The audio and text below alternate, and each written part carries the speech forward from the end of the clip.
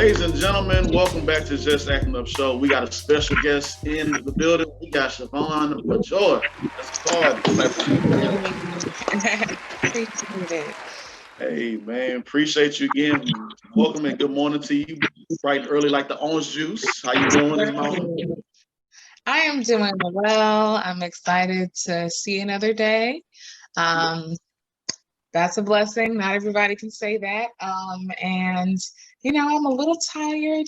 Got done filming about 3 in the morning, but hey, this is the life. We'll push through. Yeah. Oh my God, y'all. So I'm gonna give y'all a quick rundown. I'm gonna let Shavon gonna tell Shavon about who Shavon is. But this young lady, she is busy, and I can't do nothing but applaud you for everything that you do. You've been doing some work. I'm proud of it. I appreciate that. God is good. This Amen. All the time. All the time. God. All the time. So let's go ahead and get into it, Shavon. So what got you started in this journey of acting? What got you started in this journey? Okay, so I got into acting through singing. I've been singing since I was a little girl, and I've always wanted to be a singer, and I always thought that would be my thing. I did not think that acting would be part of it. I was like, oh, that would be cool to be in a movie, but it was never what I thought would be like my number one thing like it is now. So my very first role, I played a suicidal singer, and I took the role because I was like, oh, I get to sing. Cool. Like I'm good with that. That's my comfort zone. So I've sung for different churches, background for different artists. And so, I was like, okay, I can do that. And I did the first play, and I didn't really like the experience. Not because the play wasn't a good storyline. But they just had me doing things that to me was not realistic. And for me, I have to understand things. Everything has to make sense for me to do a good job at portraying the character to me. So I was playing like an 18-year-old, and I was like super duper upset that like my mom was sleeping with my best friend's dad, and I was supposed to like be bawling, crying, falling over the floor crying. And I was just like, too much. Yeah, I'm like, at 18, I imagined myself at 18. I imagined if I was going through that scenario, that's not how I would respond. That's not realistic to me. So it was just little stuff like that, and like fake slaps, and I had to fall on the floor. Like, it was just little stuff. I was like, okay, this is corny. Like, I feel stupid. I was like, maybe this isn't for me. So fast forward to 2018. At the University of Houston downtown, they had auditions, and I was like, you know what? I haven't done a play since that. Let me just see what this is about. So I get there, and they're like, okay, this is not a traditional play. Everybody that's in here is going to write the play. So it's more of a playwright play. And I was like, oh, I don't know how to write. And they were like, and I was just like, okay. So how they had us audition, we had to tell a story, whether it was real or fictional. And literally based on the stories that we told, that's how we got selected. So I chose a real story from my life of my first and hopefully last unplanned blind date, because I would not agree to that. Heck no. And so people were laughing because the story it's funny now. I was mad then. So it was like, about 400 people that were auditioning. So they chose like 30 of us based on our stories. And it was like so acting intensive. Like, it was amazing. Like, it was amazing, but it was hard. Literally, we were rehearsals from Monday through Friday from 6 to 10. And Greg Allen, he came down from Chicago, and he was the one that was directing us. And he was like, okay, so tomorrow you're going to come in with a 2-minute play. It's going to involve an audience member, and you got to mention a newspaper. And literally, you would have to come back the next day with your play typed out, and you have to get up in front of everybody and perform it. And so people were dropping out. People were like, this is too much. You know what I'm saying? Because I was in school full time. Like, I was working. Like, it wasn't a lot. you know, trying to balance all of that. And like when it will run late and they didn't get to me, I'm like, oh, thank God, I got more time for my story, you know. Yeah. So they chose like 3 of my little 2-minute plays, you know, and one of them that I wrote was about like a personal situation that I never really talked about in my life. And we performed all the shows like 6 times. And the night my mom came, I like bust out crying in the middle of it. And I was like, really, Shavon? Like, you're doing all this for me? Like, come on. But everyone was like, no, that's the best you ever did it. Like, it was so powerful. And all these people were coming up to me, you know, talking about how they could really relate to it. And it was just like, after that experience, I knew acting was for me. And so literally I started getting other opportunities. Like, hey, like I saw you in that place at the university. They're having auditions over here, or, you know. And so literally like I've hit the ground running, and it's literally been that nonstop ever since. So I'm really excited. That's what's up. That's an amazing story. And because we saw that you went to University of Houston, correct? Like yes. you was actually like an actual student. Okay, because you got 2 student James. He said that. Like you was a student. Right, yes. There was a student with the non-student with the second non-students and students. Some of us just went by and just passed through and everything. We just go just to say we went. I'm just good. I'm in school. I went to Lone Star College, but yeah, we actually have two college neighbors right here, 2 TSU's members right here. That's what's up. Yeah, I went to a fun school. I did most of my classes at the downtown campus, so it was not as much of like, you know what I'm saying, like the college feel like the main campus and TSU, other schools were. So like I would go to other schools with my friends to have fun because not that my school was boring, but it just was still more education focused. So yeah. So let me ask you this: what are I guess when you approach a role or a character, how do you approach your characters that you choose to play, and like what challenges do you have when interpreting those characters? Well, I guess my approach is I read it and I compare it to real life, like my personal experiences, along with the experiences of people that I've met and different stories that I've heard. And I try to build a backstory because, of course, a script is only going to tell you so much about a person's life. But when you establish the backstory of who that person is, it gives you a deeper understanding of how this person is when they're angry, how they would respond to certain things. And so I basically create my version of who that character is. Challenges, I would say, I think anything is like a muscle. The more you do it, the better you get at it, and so I definitely can say that I've gotten better because I remember when I would get parts that I had to cry, and I'm like, oh, why are they always gonna make me want to cry? Like, oh my God, what have to try? But like now, I'm a lot more comfortable with it. You know what I'm saying? Of course, it's still easier if I don't have to, because I know that, at least for a moment, I have to mentally go to those places so that I can channel those tears like I just had to last night. So, yeah. How does that affect your mental after it's over? I think that mentally it doesn't necessarily have like a big effect. But for me, it makes every experience more valuable. You know what I'm saying? Because now I can use that in a positive manner. Like I can, you know what I'm saying? And so for me, it's kind of like I can, be like, be able to just snap and go there. You know what I'm saying? So it's kind of like a light switch. You turn it on, you turn it off.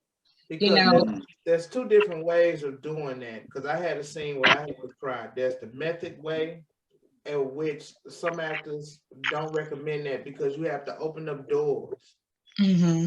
To dark places, you know. And there's a way that you can do it on your own. You have to don't blink, and then the Right. tears will Yeah. come because it's Yeah. water. So that don't blinking thing is definitely like a good way, but it doesn't always work for me. No, Yeah. That's why, like, for me, like, I just, I don't necessarily think of like really dark times of my life, but like, I was like, okay, Shavon, what's the most recent time you cried?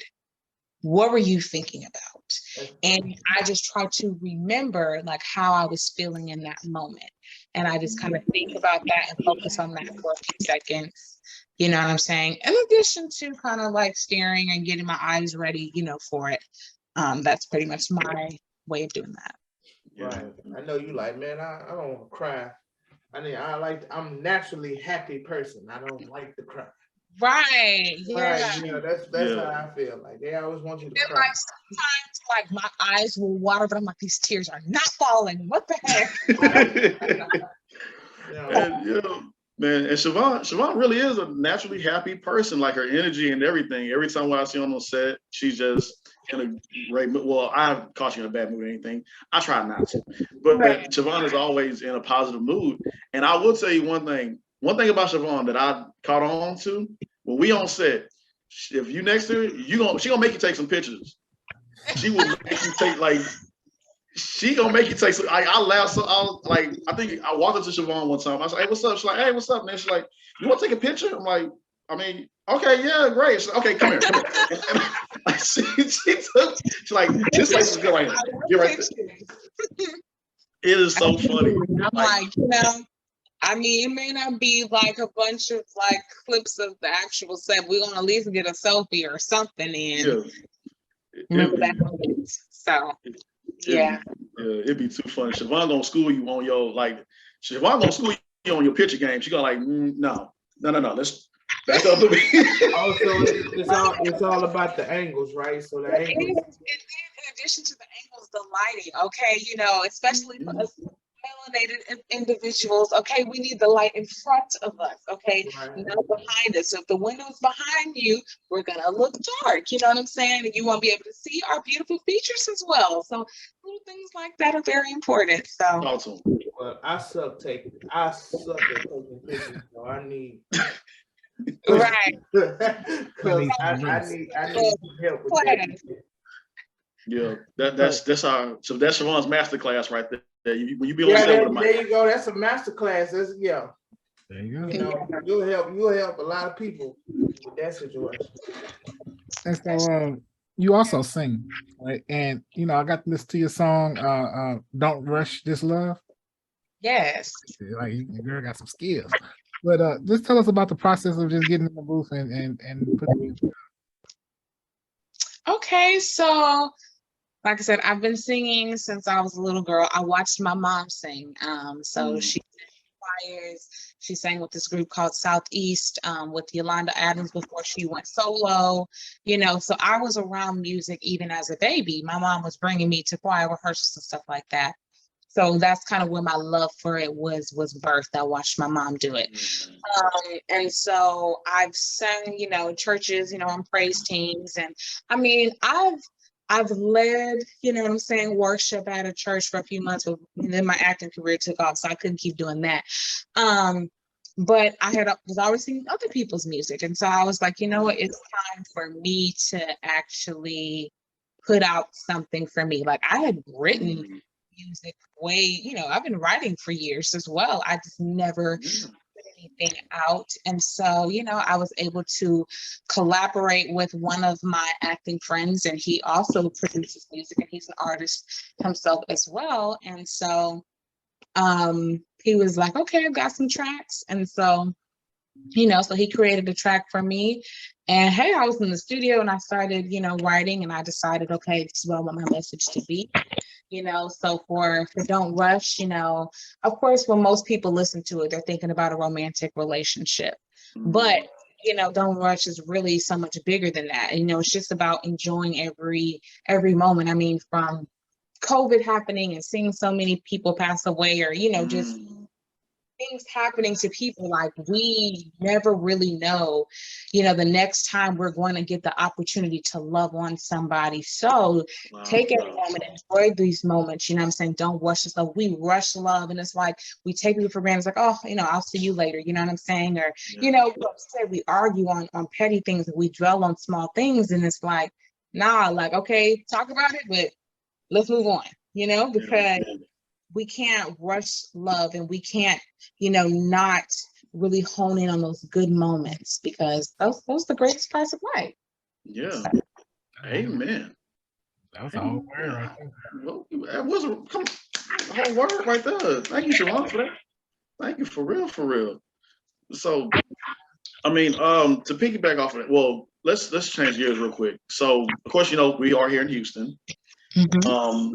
But you also recently traveled to Atlanta not too long ago, right? To film. So tell us about that experience right there. Just, you was in the film and everything, you was working, but tell us about your overall experience in Atlanta.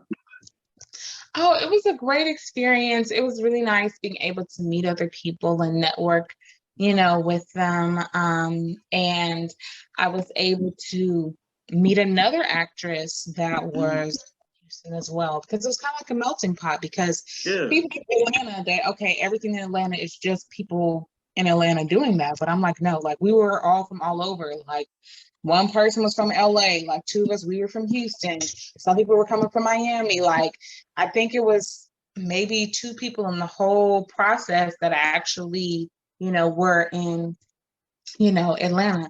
And, it was just cool, just meeting different people, seeing their perspectives and their experience as, being creatives, in this space. And so, it was great. It's a learning experience. I'm a people observer. Right. Like we talked about that before too. Yeah, we did. I'm not the most friendly person. That I'll be honest, I'm not. But like I'm cordial. You know what I'm saying? Like I will speak to everybody. You know what I'm saying?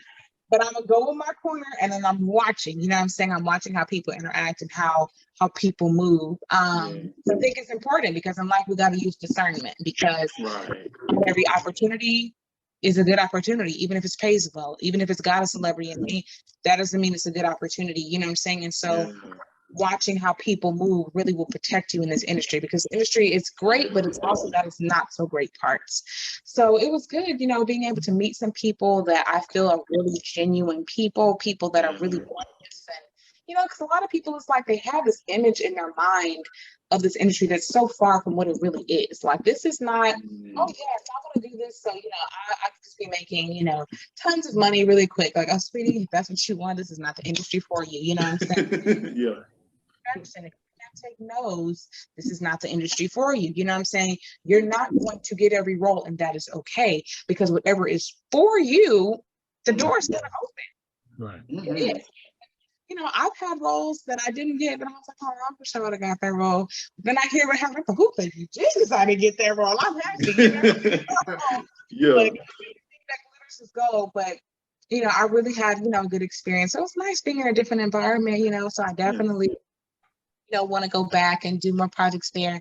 I want to do projects in other places as well, just to kind of diversify, my experience, meet different people and things like that. But it was great, because I'm a little biased, because I'm saying I do live in Houston, but all I can say, another girl from Houston, Dominique, but we was killing it. You know what I'm saying? Yeah. I was saying Houston got some talent, because a lot of people that are really successful in different areas came out of Houston. You know what I'm saying? I think that, it is definitely good to go different places, just so that you can, rub elbows with different people and learn more about the industry. Because, hey, we look at a place like Houston and it's like, okay, the film community is not that big here. And it is either there. They have tax write-offs there. So, of course, there's a lot of reasons why there's more projects happening there, and why people come from different states like LA and New York to come film in, you know what I'm saying? But not everything is actually Atlanta, you know what I'm saying? Because there's a lot of people that they, what I'm saying, they're actors, but they're not really going nowhere. It's still kind of that same Same ceiling, people are not really pushing through. So you know, I guess in Houston, I always say, oh, I'm about to move to Atlanta. I'm about to move to Atlanta. But okay, that's a good option, you know what I'm saying? But make sure you got a plan, you know what I'm saying? Right. Make sure that you're really prepared, you know what I'm saying? Atlanta is not Houston. The competition is greater.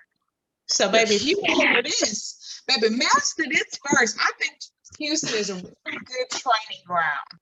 Right. Yes. And I'm happy to see more people doing things, more people coming together, because it's a lot of quality that is coming out of Houston, and I'm very proud. So, I agree. That's good. I think you're the first person I think I've heard that we've interviewed that really just kind of gave that perspective of it, like, you know, that Houston is just a really good training ground. Let me ask you this: what was the best piece of advice that anyone has given you while in this industry? What's the best piece of advice that anyone's given you that you've been able to really take it and run with it?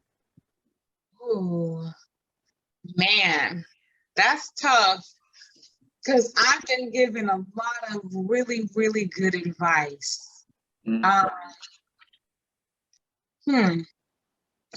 Off the top of my head, I can just give you one of the many, because I don't think I have one that's greater than all of them. But Aja Sanders, you know, she's an actress that was in a, you know, big time TV show, and I had went to an event in Houston a couple years ago. It was at the NRG Stadium. I don't even remember what event it was, but she was speaking, and they had like a panel. Like, oh, the show that she was on is not coming to my head, but I know as soon as I get done with this interview, I'm gonna think of it. Anyway, that's what it was. You know, I was asking, you know, some questions, and she, you know, was giving me advice, you know, and there's two things that she said that stuck with me. Number one, that no is a complete sentence. And that I really took that with me, because, you know, there are going to be a lot of times where people are going to want you to do things that you're not comfortable with. You know what I'm saying? That's on and off the set. You know, on and off the stage, you know, especially as a woman in this industry, you know what I'm saying? Because, you know, it's still a male dominated industry as far as like the leadership is, you know what I'm saying? Who putting people in place. I mean, of course, you have your female directors and things like that, but it's still a male dominated industry. And so it's okay to not have to explain why something is a no for you. You know, it's kind of natural, like, oh, because this, and a lot of times we want the opportunity so bad that we compromise our values for that. But if you really stick to, you know, what you believe in and what it is that you want, good opportunities will still come to you. You know what I'm saying? If you look at Angela Bassett don't play every type of role that's out there. Right. Yeah. Still a successful woman.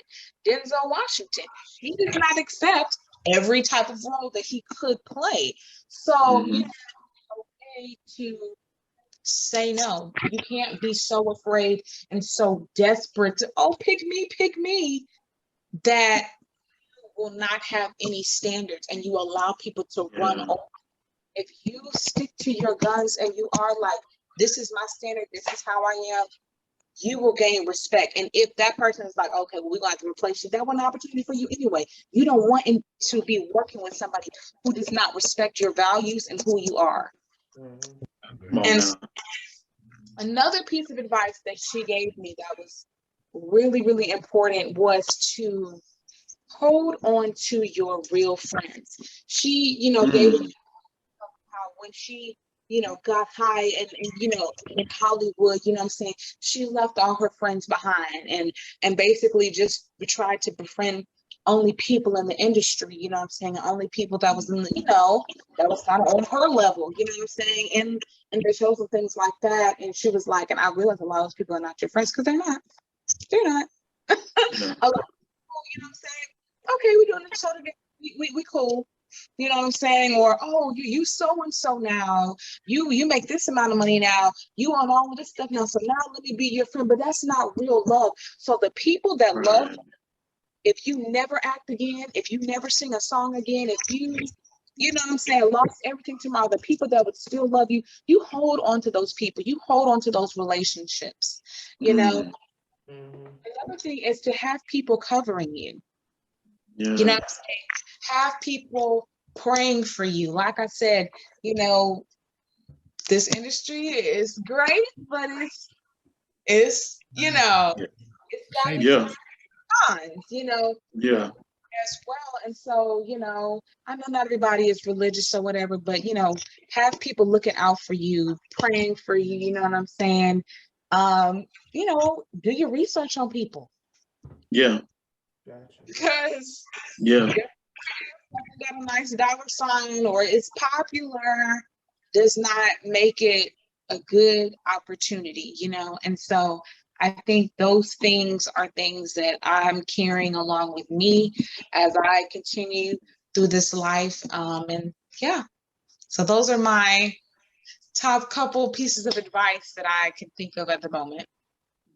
Yeah, no, it's great advice, and we love hearing that too. And you know, you drop like some gems too, and I think people that are just now getting into this field need to know these things. You know, not to lose yourself and be careful of where you go. I know we talked about that a little bit as well.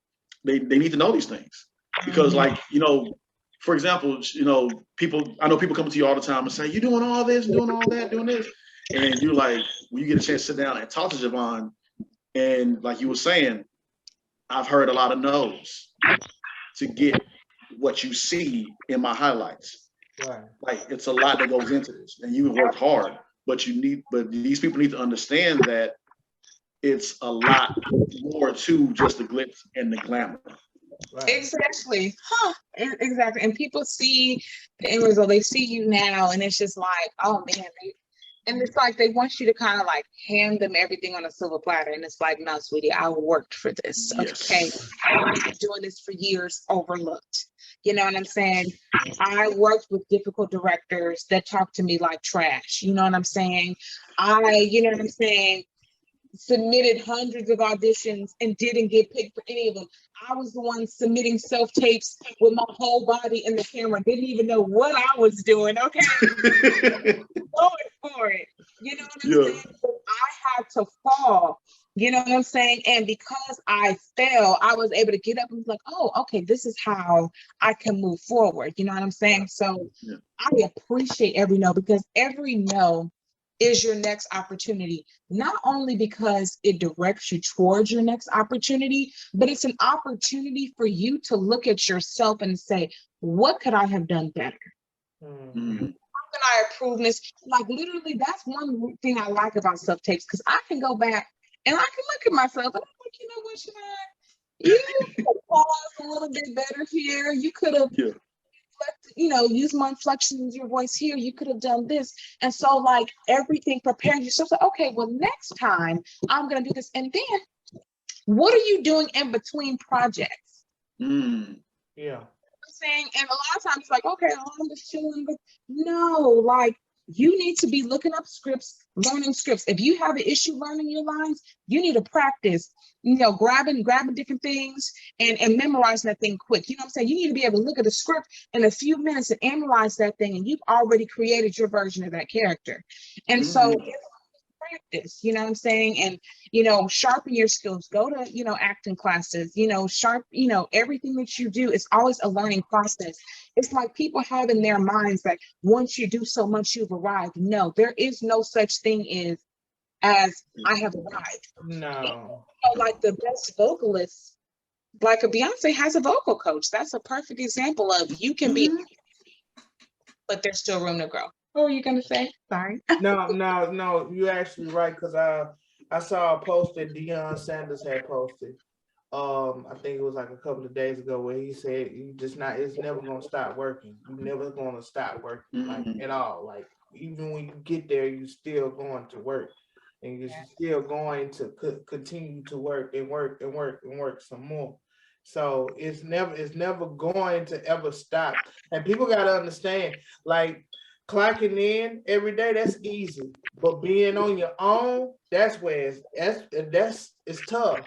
It's hard because you don't have nobody to motivate you. You know, you have your job, a supervisor that'll tell you like, hey, this goes here, this and that, and third. Then when 4 or 5 o'clock come around, you're done. But when you're on your own, you have to be disciplined, and you have to tell yourself, like, I need to get into acting classes, or I need to have a vocal coach, or I need to do this, or I need to work out so I can go get this part. Oh, I need to start eating that so I can get healthy, so I can be able to run, so I can be able to do this action scene that I'm trying to get. You know, it's a lot of work, and so it never stops. So. Yes, I agree with that, because it's all about preparation. Because we pray for opportunities. We want, I want this part. Oh, I would love to be on this show. But when that opportunity comes, are you ready? Right. Have you done everything that you need to do so that when it comes, you can slide right on in? You know what I'm saying? Do you have your updated headshots? You know what I'm saying? Are you building your reel? You know what I'm saying? Even if you've only got a couple projects that are quality, you need to put that thing together. Right. You have something to show for. You know what I'm saying? Update your resume. Keep everything, sharp and on point. Be on time. Because stuff like that matters. Even if they're running behind or whatever, but everybody's watching. And then treat everybody like you would someone that's a celebrity to you. Amen. The person that's the PA, the person that's the sound, everybody is important. And you never know where your next opportunity is going to come. You know what? You need to say that again, because there have been some people that get on this show. They have been late, and I'm like, I don't care. And I'm like, if Charlemagne and the Breakfast Club, you wouldn't be late for them. You'd be on time. Matter of fact, you'll beat them now. Right. Yep. Right there with like. Yeah, exactly. Y'all like they'd be outside the building waiting on them to come in. Yeah. Shavon, you preached a good sermon to us today, for real, and we thank you for it. A couple more things that we're gonna let you go. You are part of the Cinematic Affair. And so I know you was at the event last. I'll be there tonight. Of course, this show will premiere on Tuesday, of course, but I'll be there tonight. I don't know if you're gonna be there tonight, but I was happy to see that you. All our hearts come together. I'm excited. Got you. Yeah, I'm excited for you. I'm so looking forward to the Cinematic Affair, and I know it was a really fun and cool event. But so we'll see. I'll see you there on tonight. But so shout out to Malcolm Carter and everyone that's a part of that as well. I finally get to meet. I haven't met him yet, but so shout out to them. But let's wrap this up with you talking a little bit about your character, and then we'll finish off with you talking about the Homewrecker. So let's talk about Cinematic Affair real quick. Okay, so Cinematic Affair. This is the second year of Cinematic Affair, and there's 3 TV series that's going to be shown tonight. The Book of Aries, Soulmates, and The Season. So I'm in 2 of the 3 series. I'm not in Jacoby's series, The Book of Aries, but I am in Jamal's series, Soulmates, and I am in Malcolm's series, The Season. So in Soulmates, I play Keisha, and Keisha is someone that I think a lot of people can relate with, She is a loyal person. She is down, for the guy that, she loves, even though he's still trying to figure his life out. But say about that, cool. And I play Cheryl in The Season. She is new, and she's young and excited about life and on a new journey, and she's just ready to, take on new things and for new beginnings. So both fun characters that I really enjoyed playing. But I just really love the Cinematic Affair because it's 3 different directors that come to put their pride aside, and they're willing to collaborate, help one another. They'll hold a boom mic for one, the other project, they'll stay up the, late hours for one another. It just seemed that collaboration. You know what I'm saying? We definitely need more of that. It's really a beautiful thing. So it's a three. Last night was the mixer, and I got a chance to perform my song "Don't Rush" for the first time, and that was great. And then tonight is the premiere, and then tomorrow is the brunch. So I'm just happy to see people putting out positivity and showing off quality creative content in Houston, because we've got it here. Yes, we do, and I love seeing that. I'm looking forward to it tonight. I'm excited. I'm looking forward to see that. I already know it's gonna be good. I've seen bits and pieces of it, and I've seen quite every episode, I believe. Yeah, I have. So I'm looking forward to seeing how all of it transpires and the ending result. So with that, and go ahead and tell us about Homewrecker real quick. Brandy Spears. Yeah. Next Saturday, I play the lovely, not so innocent Eva. She is a homewrecker, okay, but she, you know what I'm saying? She's something else, but she's got good intentions.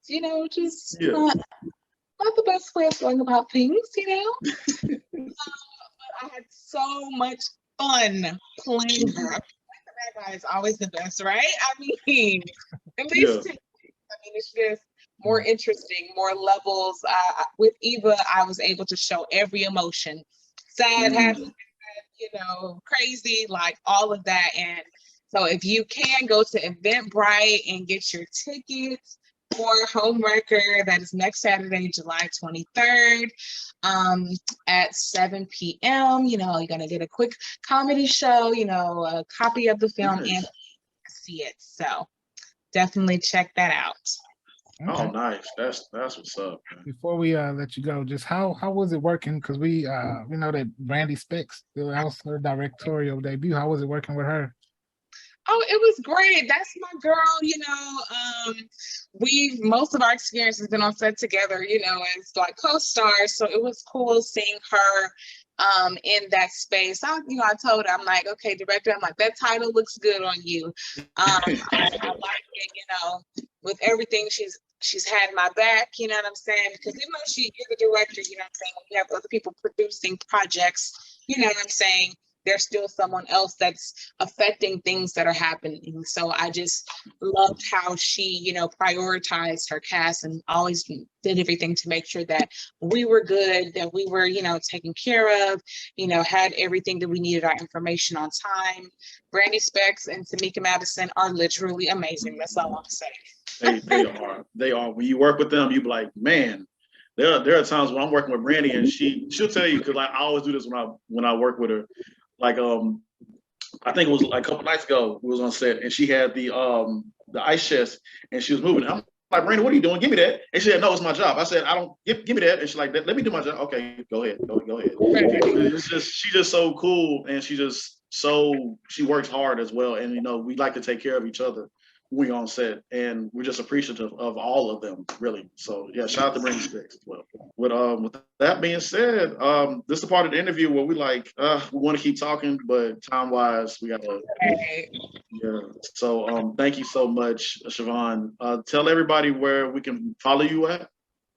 Well, you guys can follow me on Instagram at Shavon Majoi. Shavon is SHAVON. Majoi is MHAOI.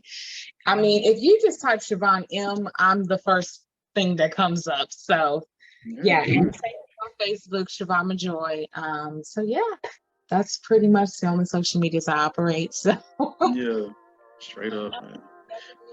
And you can find Don't Rush on all streaming platforms. I will be putting out some new music very soon. Love it. That's Shavon Majoi, ladies and gentlemen. Thank you.